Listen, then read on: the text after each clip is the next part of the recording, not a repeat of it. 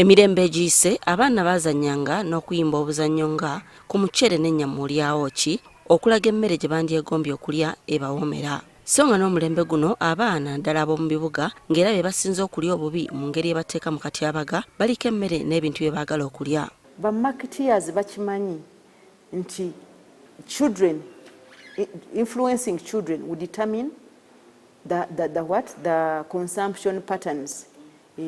Oli mwana bw'alaba product, they will demand it. Era bw'oba togiguza ayinza kugaana okulya the whole day or even 2 days. So they target children with their advertisements.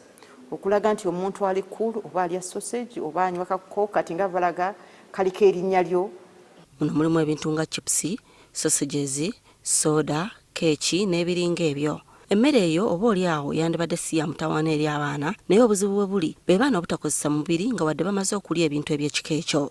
Kati tulabanga bana abeetisi b'ebigaali katugamba abavuzi b'ebigaali balya nnyo ayinza n'okulya kilo 2 ez'akawunga atego naye ate bakola nnyo.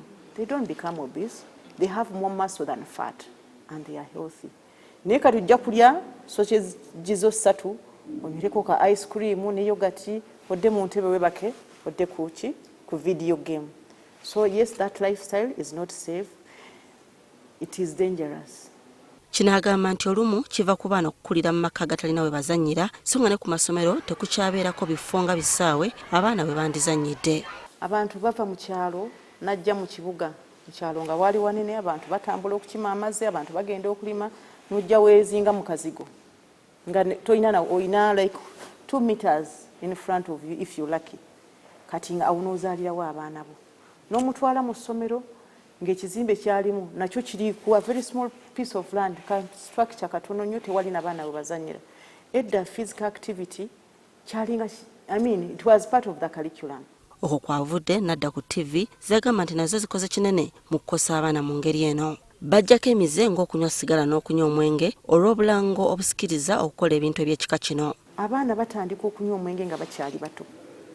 Abazadde bayinza okuba tebamanyi nga bo banywa ne bateekaawo basooka kunywa buno obufisse. Eventually they start taking the hard things from around 10 years.